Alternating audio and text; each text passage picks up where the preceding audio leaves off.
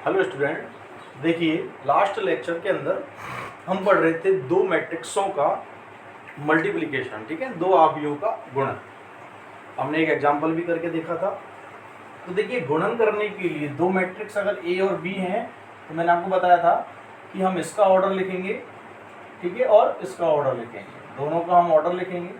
अगर इसके कॉलम और बाद वाले के रो, ठीक है ना, पहली मैट्रिक्स के स्तंभ और दूसरी मैट्रिक्स के पंक्ति अगर दोनों इक्वल हैं, समान हैं, तभी हम दो मैट्रिक्सों का मल्टीप्लाई कर सकते हैं। ठीक है, तो एक जनरल फॉर्मेट की अगर हम बात करें, लाइक कोई मैट्रिक्स है ए, इसके एलिमेंट्स हो गए बच्चों A11, A12, A21, A22। ठीक है, ये 2x2 की हमने कोई मैट्रिक्स ली है A, तो इसमें चार ही एलिमेंट आएंगे, A11, A12 आएगा, A21 आएगा और A22। इसी तरह अगर मैं एक मैट्रिक्स और ले लेता हूँ B और इसके एलिमेंट्स को मैं स्मॉल b से डिनोट करूँ, तो यहाँ आएगा बच्चों B11, यहाँ आएगा B12, यहाँ आएगा B13। इसी तरह यहाँ ले लेते हैं B21 आएगा, ये B22 और ये B23। तो मैंने यहाँ इसका ऑर्डर क्या लिया है बच्चों, 2/3 लिया। तो इन दोनों को अगर हम मल्टीप्लाई करते हैं, ठीक है ना, दोनों मैट्रिक्सों को अगर हम मल्टीप्लाई करते हैं, तो एक बार और ध्यान से देखिए आप कैसे करते हैं। मुझे ए बी निकालना है, तो मैंने आपको बताया था कि पहले हमें चेक करना होगा क्या ए बी निकालना पॉसिबल है या नहीं है। तो ए का ऑर्डर है बच्चों 2/2, बी का ऑर्डर है 2/3। तो हमें ये बीच वाले देखने हैं, ठीक है ना। बीच वाले का मतलब पहली मैट्रिक्स के दो कॉलम और बाद वाली जो मैट्रिक्स, पीछे जो मैट्रिक्स लिखी हुई है उसके रो, मतलब पंक्तियाँ दोनों इक्वल हैं। ठीक है, इसका मतलब ए बी निकाला जा सकता है, ए और बी को मल्टीप्लाई किया जा सकता है। क्लियर। अच्छा, इसके बाद मैंने आपको ये भी बता दिया कि अगर आप चाहो तो इनको ऐसे मन में कट कर लो, तो आपको बोर्ड पर जो दिखाई दे रहा है, क्या दिख रहा है, इधर 2 दिख रहा है और इधर 3। देखिए, तो ये जो 2/3 है, ये किसका ऑर्डर है बच्चों, ये इस मैट्रिक्स का है जो मल्टीप्लाई होने के बाद आने वाली है। ठीक है, कौन, मैट्रिक्स ए बी। अब देखिए आगे चलते हैं, तो हमें पता तो चल ही गया है कि 2/3 उसका ऑर्डर होगा। क्लियर। और वैसे ही हमें आइडिया लग जाएगा। देखिए कैसे लगेगा, मैंने आपको बताया था कि यहाँ पर कौन आता है बच्चों, A11 आता है। A11 का मतलब होता है फर्स्ट रो और फर्स्ट कॉलम, पहली रो, पहली पंक्ति, पहला स्तंभ। मैंने आपको बताया था बच्चों, पंक्ति यहाँ से लेंगे आप और कॉलम यहाँ से लेंगे। तो देखिए फर्स्ट रो लेनी है आपको, तो यहाँ से आपने फर्स्ट रो पर नज़र रखनी है और यहाँ से आपको फर्स्ट कॉलम पर नज़र रखनी है। यहाँ दो एलिमेंट्स हैं, यहाँ भी दो एलिमेंट्स हैं। ठीक है ना, आपको कुछ भी नहीं देखना है। देखिए इधर आपको केवल ये देखना चाहिए, A11 और A12, और इधर आपको केवल ये देखना चाहिए B11 और B12। समझ में आ रही बात। इस तरह से देखिए, आपको और कुछ नहीं दिखना चाहिए। ठीक है, गलती बिल्कुल करनी नहीं है। आपको केवल ये A11, A12 और B11 और B21, ठीक है ना, ये चारों एलिमेंट्स ही दिखने चाहिए। इसके अलावा आपको कोई एलिमेंट नहीं दिखना चाहिए। अब क्या करना है, देखिए दो एलिमेंट यहाँ पर है, दो यहाँ पर है, देख लीजिए। तो पहले को तो पहले से मल्टीप्लाई करना है, फिर बीच में प्लस लगाना है और फिर दूसरे को दूसरे से करना है। कहने का मतलब ये A11 को करना है B11 से, A11 B11, फिर प्लस लगाना है, फिर दूसरे को दूसरे से करना है, मतलब A12 को करना है B21। बस इतना काम आपको करना है। बात समझ में आई। अब देखिए जब आप यहाँ पर आ गए हैं, तो यहाँ कौन सा एलिमेंट होगा बच्चों किसी भी मैट्रिक्स का, A12 होगा। A12 मतलब फर्स्ट रो वही चल रही है, लेकिन कॉलम कौन सा हो जाएगा, सेकंड हो जाएगा। तो रो अपनी यही चलेगी अभी। अब मैं क्या करूँगा, कॉलम कौन सा ले लूँगा बच्चों, सेकंड कॉलम ले लूँगा। ठीक है, तो देखिए रो तो यही है, कॉलम आप इस पर नज़र रखेंगे। अब किस पर, B12 और B22। पहले को पहले से, तो A11 को मैं किससे कराऊंगा, B12 से। देखिए पहले को पहले से, ये पहला है, ये दूसरा है, इस कॉलम का ये पहला है और ये दूसरा एलिमेंट है। तो पहले को तो पहले से कराया, फिर प्लस, दूसरे को दूसरे से, मतलब A12 को किससे करवाया बच्चों, B22 से। ठीक है, समझ में आ रहा है फॉर्मेट। अब क्या करना है, अब आगे चलना है अपन को यहाँ पर। तो ये कौन होता है बच्चों, A13। A13 का मतलब first row and third column. तो रो तो फर्स्ट अभी भी चलेगी, कॉलम चेंज कर लेंगे दोबारा से, थर्ड कॉलम को ले लेंगे। तो देखिए ये दो और ये दो, ये पहला ये दूसरा, ये पहला ये दूसरा, पहले को पहले से तो A11 B13 प्लस दूसरे को दूसरे से मतलब 812 किससे मल्टीप्लाई होगा B23 से। क्लियर बच्चों यहाँ तक? तो ये आपका A13 हो गया। अब देखिए अगर मैं और आगे चलता हूँ तो क्या आएगा A14, ठीक है, खुद ही ध्यान दीजिएगा। अगर मैं और आगे चलता हूँ बच्चों तो अब आएगा A14, मतलब फर्स्ट रो वो तो अपने पास है, फोर्थ कॉलम आएगा तो फोर्थ कॉलम अपने पास मैट्रिक्स बी के पास नहीं है, तो यहीं पर मैट्रिक्स को हम क्लोज कर देंगे और हम कहाँ जाएंगे बच्चों? नीचे आ जाएंगे। अब नीचे आने का मतलब क्या हुआ? हम कौन सी रो में आ गए? सेकंड रो में आ गए। इसका मतलब अब फर्स्ट रो का कोई काम नहीं है, अब बात आती है सेकंड रो की, ठीक है। अब हम किसको लेंगे? सेकंड रो को। तो देखिए यहाँ कौन आता है बच्चों? A21। कौन सा एलिमेंट आता है? A21, मतलब second row and first column आता है। क्लियर? तो सेकंड रो अपन ने यहाँ से उठाई, कॉलम हम यहाँ से उठाते हैं, तो second row and first column ये रहा। देखिए ये पहला एलिमेंट, ये दूसरा, ये पहला एलिमेंट, ये दूसरा, पहले को पहले से कराओ तो A21 किससे होगा? B11 से, फिर प्लस लगाओ। दूसरे को दूसरे से मतलब A22 को किससे कराना है बच्चों? B21 से कराना है, इस तरह से। तो यहाँ से जो भी रिजल्ट आएगा वो अपना आंसर है। अब आप यहाँ पर आ चुके हो, ये कौन है बच्चों? ये जगह होती है A22 की, देख लीजिए ये जगह किसकी होती है? A22 की। अब A22 का मतलब क्या हुआ? सेकंड रो चल रही है और सेकंड कॉलम का कॉलम चेंज कर लो। देखो ये पहला कॉलम है, ये दूसरा है और ये कौन है? तीसरा। तो अब बात किसकी करूँगा मैं? C2 की। तो देखिए A21 B12 फिर प्लस A22 किससे होगा बच्चों? B22। बात समझ में आई? ठीक है, अब हम आगे चलेंगे। अब कहाँ पहुँच गए हम? A23 पर। A23 का मतलब second row and third column. Row second चल रही है अभी, कॉलम थर्ड को ले लो अब, C3 को, ठीक है। वही पहले को पहले से मतलब A21 किससे हो जाएगा? B13 से, प्लस A22 किससे हो जाएगा? B22 से, ठीक है। अच्छा इसके बाद अगर हम नीचे आते हैं, इसके बाद अगर हम नीचे आते हैं तो नीचे कौन सी रो आ गई बच्चों? थर्ड। और थर्ड रो अपने पास नहीं है तो मैट्रिक्स यहीं पर क्लोज हो जाएगी। तो देखिए आपका ऑर्डर क्या आ गया बच्चों? 2/3, जो कि मैंने आपको पहले ही बताया था कि मैट्रिक्स AB का जो ऑर्डर निकल कर आएगा वो क्या आएगा बच्चों? 2/3 आएगा। समझ में आया यहाँ तक? क्लियर? अच्छा इसी मैट्रिक्स के अंदर अगर वो आपसे कहे, क्या कहे, ये तो AB हो गया, कि क्या हम BA फाइंड आउट कर सकते हैं? क्या मैट्रिक्स BA ज्ञात की जा सकती है? B और A का गुणा किया जा सकता है क्या? तो देखिए B का ऑर्डर आपको दिख रहा है कितना है बच्चों? 2/3। A का ऑर्डर कितना है? 2/2। और मैंने क्या कहा था? इन बीच वालों को मिला लीजिए। क्या 3 और 2 इक्वल हैं? नहीं है। इसका मतलब BA को फाइंड आउट करना, निकालना पॉसिबल नहीं है। B इंटू A नहीं किया जा सकता है। बात समझ में आई? क्लियर यहाँ तक बच्चों? अब हम करते हैं एग्जाम्पल्स। देखिए एक एग्जाम्पल कल किया था, ये मैंने एक जनरल फॉर्मेट बताया है बस।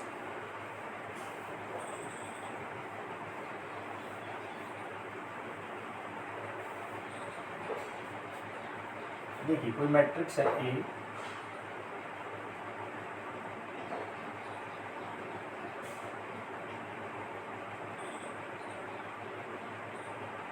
ठीक है, और एक मैट्रिक्स मैंने ले ली बच्चों B। इसका ऑर्डर भी कुछ ऐसा ही ले लेता हूँ, तो -1 0 5 6 3 2 4 1।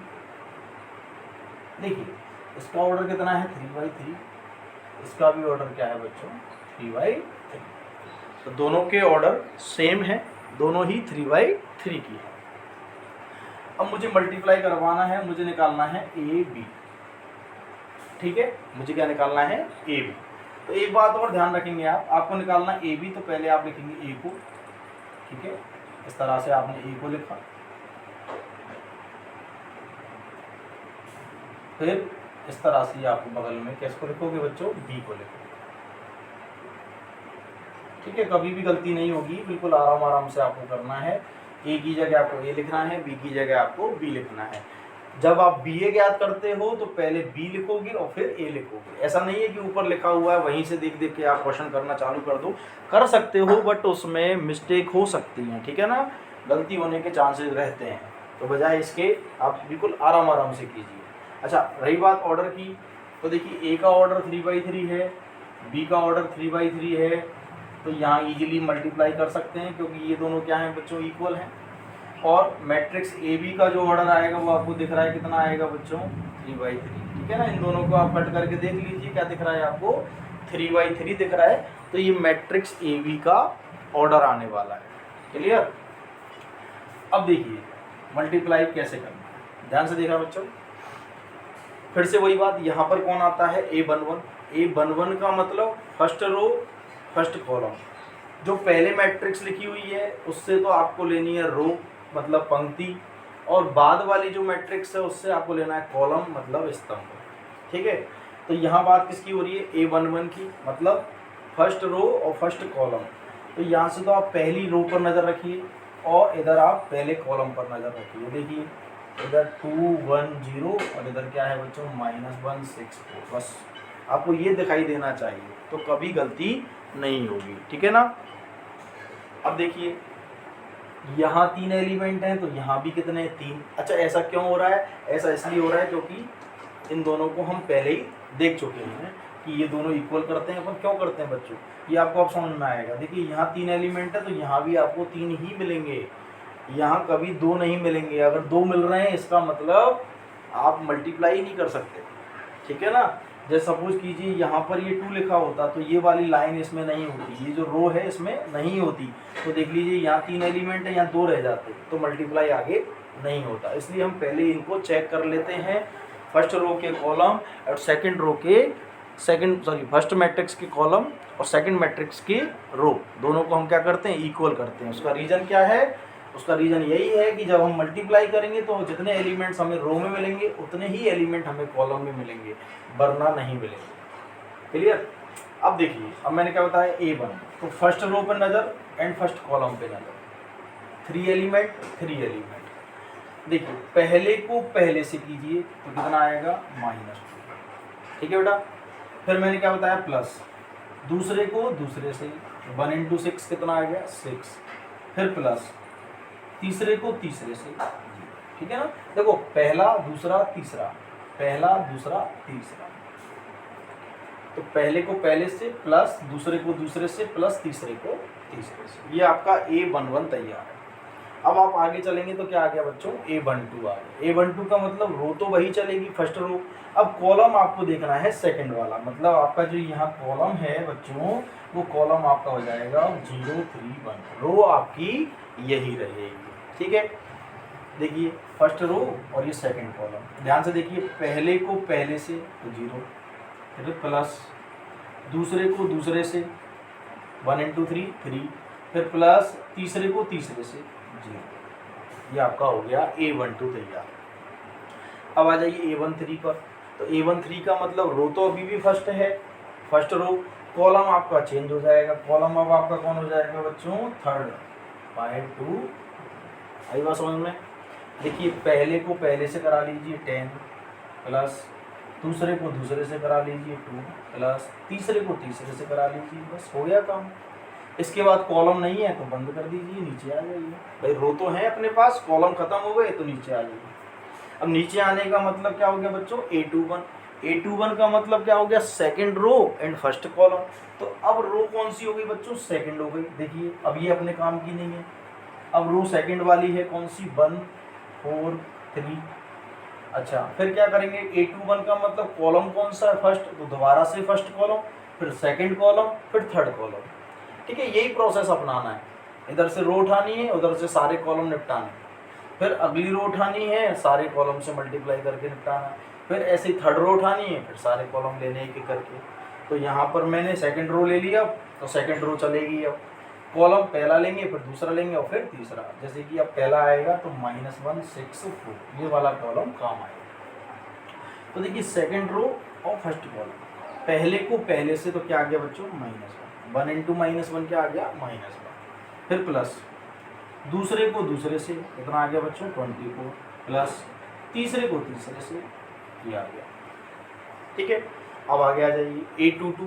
A22 का मतलब वही सेकंड रो चलेगी और सेकंड कॉलम लेंगे। अब देखिए सेकंड कॉलम पे नज़र रखिए, पहले को पहले से 0 प्लस दूसरे को दूसरे से 12 प्लस तीसरे को तीसरे से 3 × 1 3 आ। और आगे चलिए तो यहाँ पर आएगा A23 का मतलब थर्ड कॉलम से मल्टीप्लाई कीजिए तो देखो पहले को पहले से 5, दूसरे को दूसरे से 8। क्लियर हो गया होगा बच्चों अच्छे से, यहाँ आ गया 6। अब आ गए हम थर्ड पर।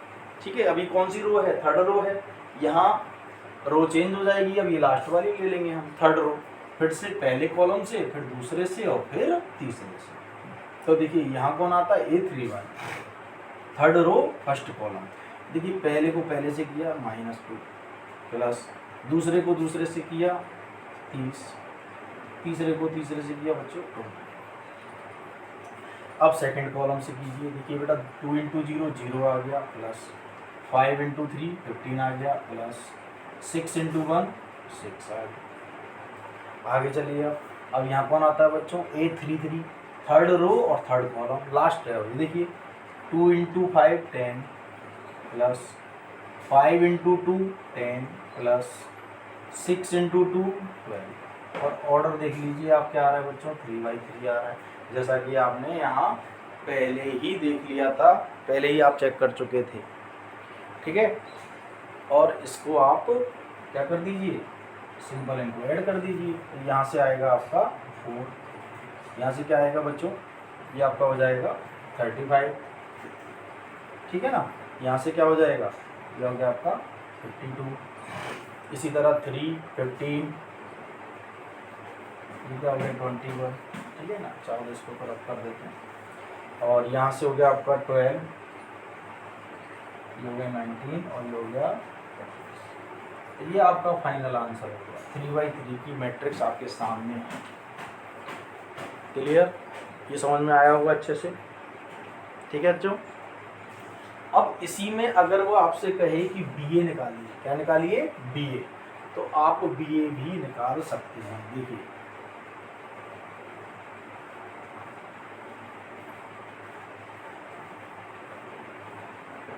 जब आप BA निकालेंगे तो पहले आपको देखना होगा कि क्या BA निकालना संभव है या नहीं, पॉसिबल है या नहीं।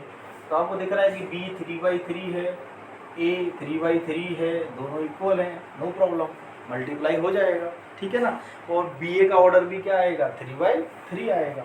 तो देखिए मैंने क्या बताया था, पहले आप B को लिखेंगे तो -1 0 5 6 3 2 4 1 2, और फिर आप लिखेंगे 1 2 1 0 1 4 3 2 5 6।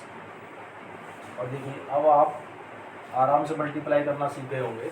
तो देखिए यहाँ मैंने बताया था A11, यहाँ से पहली रो चलेगी, फिर यहाँ से कॉलम चलेंगे, फिर सेकंड रो चलेगी, फिर कॉलम चलेंगे, फिर थर्ड रो चलेगी, फिर कॉलम चलेंगे। ठीक है, यही प्रोसीजर आपको लास्ट तक फॉलो करना है। तो देखिए बेटा फर्स्ट रो फर्स्ट कॉलम, पहले को पहले से तो -2 प्लस दूसरे को दूसरे से 0 प्लस तीसरे को तीसरे से क्या आ गया आपका 10। बोलिए यहाँ तक क्लियर हो रहा है। अच्छा, फिर आप क्या करेंगे, इसी रो को चलने देंगे, कॉलम कौन सा लेंगे आप सेकंड, पहले को पहले से -1 प्लस दूसरे को दूसरे से 0 प्लस तीसरे को तीसरे से 25। अब थर्ड कॉलम से देखिए, पहले को पहले से 0 प्लस दूसरे को इसके दूसरे से 0 प्लस तीसरे को तीसरे से 30। चौथा कॉलम नहीं है तो बंद करके आ जाओ। अब रो तो है सेकंड, तो सेकंड रो पर आ जाओ।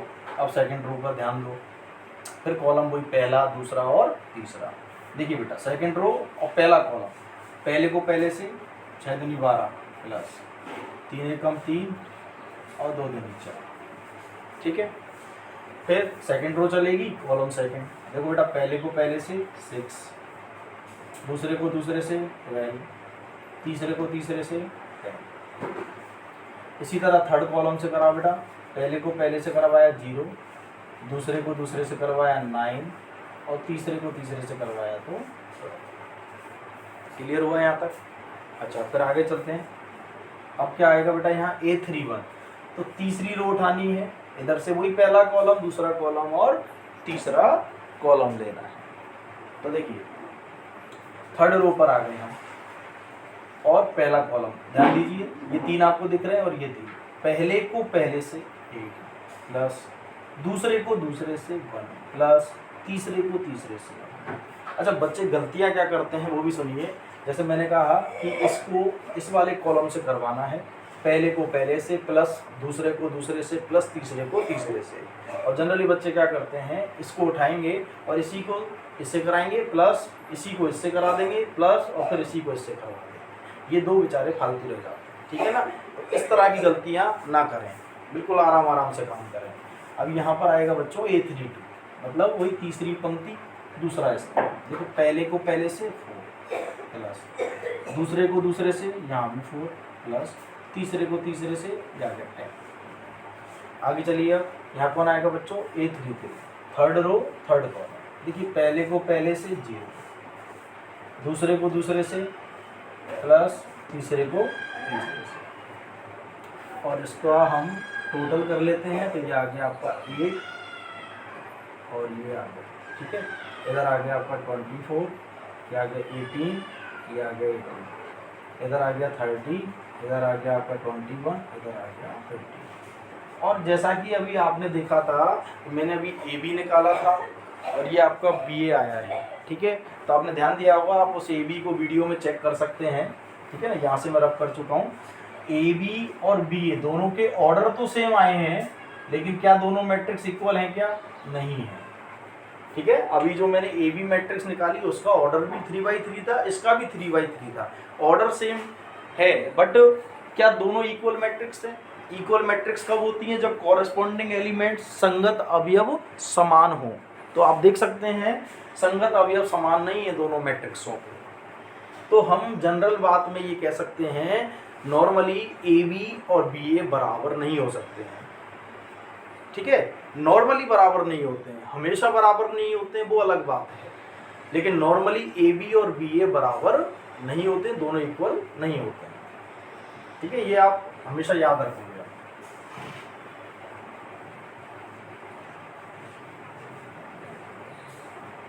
जैसा कि हम एलजेब्रा में हम पढ़ते थे बेसिक, अगर हम नॉर्मल बात करें कि 5 × 3 कितना आएगा? 15 आएगा, और 3 × 5 भी कितना आएगा बच्चों?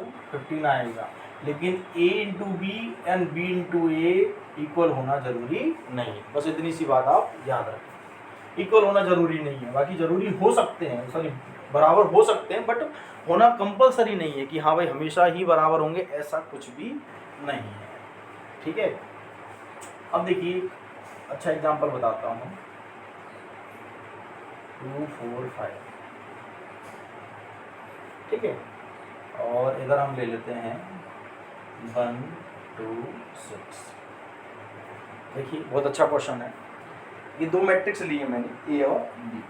अच्छा A का ऑर्डर आपको दिख रहा है कितना है बच्चों? देखिए रो कितनी है? 3 और कॉलम केवल 1 है, ठीक है। कौन सी मैट्रिक्स हो गई? ये कॉलम मैट्रिक्स हो गई, बताया था आपको। इसी तरह ये में देखो यहाँ रो 1 है और कॉलम कितने बच्चों? 1 2 3, ये कौन सी मैट्रिक्स हो गई? रो मैट्रिक्स हो गई, ठीक है। अब मुझे निकालना है AB, तो ये कह रहा है AB निकालिए, तो क्या AB पॉसिबल है? तो A का ऑर्डर लिख लो बेटा कितना है? 3/1, B का ऑर्डर कितना है? 1/3, तो देख लो 1 और 1 इक्वल आ रहे हैं, कोई दिक्कत नहीं है, मल्टीप्लाई हो जाएगा, और मल्टीप्लाई होने के बाद जो ऑर्डर आएगा बच्चों वो क्या आएगा? 3/3। देखिए अच्छा क्वेश्चन है, ध्यान से देखना। तो मैंने पहले A को लिखा 2 4 5, फिर मैंने B को लिखा 1 2 6, ठीक। अच्छा अब देखिए 3/3 की आने वाली है, तो इस हिसाब से थोड़ी बड़ी बना लीजिए, बस ये प्रॉफिट तो मिलता है कम से कम इसका। आगे देखिए यहाँ कौन आएगा? A1। अब ध्यान से देखना बच्चों, तो यहाँ से पहली रो उठाओगे, पहली रो देखो कितनी सी मिली, ओनली एक एलिमेंट है, तो उससे कोई डरने की बात नहीं है कि भाई हम प्लस खां लगाएंगे, तो जरूरी नहीं है कि एक से ज़्यादा एलिमेंट ही मिले, एक भी मिल सकता है, ठीक है ना। तो फर्स्ट रो कितनी सी है? देखो बेटा ये फर्स्ट रो है, मतलब कौन 2, और कॉलम में देखो आप, फर्स्ट कॉलम ये आपका C1, ये आपका C2, ये आपका C3, ये आपकी R1, ये आपकी R2 और ये आपकी R3। तो देखिए क्या कौन आता है? A1, मतलब फर्स्ट रो फर्स्ट कॉलम, तो यहाँ पर भी एक एलिमेंट है, यहाँ पर भी एक, सिंपल गुणा करा दीजिए बस, आगे प्लस की जरूरत ही नहीं है। ये आपका A1 बन रही है। जैसे मैं यहाँ की बात करूँ A12 का मतलब रो तो यही चलेगी, कॉलम सेकंड। तो देखो एक एलिमेंट यहाँ पर, एक यहाँ पर, दोनों को मल्टीप्लाई करके लिख दीजिए। आगे कोई प्लस प्लस का झंझट है ही नहीं, क्योंकि दूसरा कोई एलिमेंट है ही नहीं। इसी तरह आप थर्ड कॉलम से करा दीजिए, फोर्थ कॉलम नहीं है तो बंद कर दीजिए, नीचे आ जाइए। अब आप सेकंड रो को उठाइए, सेकंड रो को पहले कॉलम से करवाइए 4, दूसरे कॉलम से करवाइए 8, तीसरे कॉलम से करवाइए 20। अब आप थर्ड रो को उठाइए, पहले कॉलम से करवाइए 5, सेकंड कॉलम से करवाइए 10 और थर्ड कॉलम 30, और ये आ गया आपका 3/3। बोलिए, ये बढ़िया क्वेश्चन, समझ में आया? ठीक है, तो एलिमेंट एक भी हो सकता है, दो भी हो सकते हैं, तीन भी हो सकते हैं। इसी में मैं आपको एक चीज़ और बता देता हूँ, बी। क्या हम बी ए भी निकाल सकते हैं? तो देखिए बी का ऑर्डर क्या है बच्चों, 1/3, ए का ऑर्डर क्या है 3/1, देख लीजिए। तो ये दोनों इक्वल है, बिल्कुल है। और बी ए का ऑर्डर क्या आएगा बच्चों, 1/1, मतलब एक ही उसमें रो होगी, एक ही कॉलम होगा, और एलिमेंट कितना होगा, टोटल 1 होगा। तो देखिए बी इंटू ए करके बता रहा हूँ मैं आपको। तो बी क्या है बच्चों, 1 2 6, एंड ए क्या है आपका 2 4 5। तो देखिए ध्यान से, आप जब मैट्रिक्स बनाएंगे आपको पता है 1/1 की केवल एक एलिमेंट आना है। यहाँ कौन आ जाए, A11 मतलब फर्स्ट रो, तो ये आपकी फर्स्ट रो हो गई, और आपका फर्स्ट कॉलम ये केवल C1 है इसमें, और इसमें केवल R1 है। सिंपल। देखिए यहाँ 3 एलिमेंट है, यहाँ भी 3, पहले को पहले से प्लस, दूसरे को दूसरे से प्लस, तीसरे को तीसरे से। ये आ गई आपकी 1/1। इनको आप ऐड कर लीजिए, ये आपका हो गया 40, ये आपका आंसर हो गया। और यहाँ से आप एक चीज़ भी देख सकते हैं कि ए बी अलग आ रहा है, बी ए अलग आ रहा है, तो हम यहाँ लिख सकते हैं कि ए बी और बी ए इक्वल। ठीक है बच्चों, के लिए तो आपका ये मल्टीप्लिकेशन कंप्लीट हो चुका है, और एग्जाम्पल जो एक्सरसाइज में होंगे जो क्वेश्चन, उनको हम करेंगे। बाकी एग्जाम्पल के तौर पर मैंने आपको कई क्वेश्चन करवा दिए हैं, हर एक फॉर्मेट के क्वेश्चन अपने कर लिए हैं। ठीक है, आज के लिए इतना ही, बाकी अगले लेक्चर में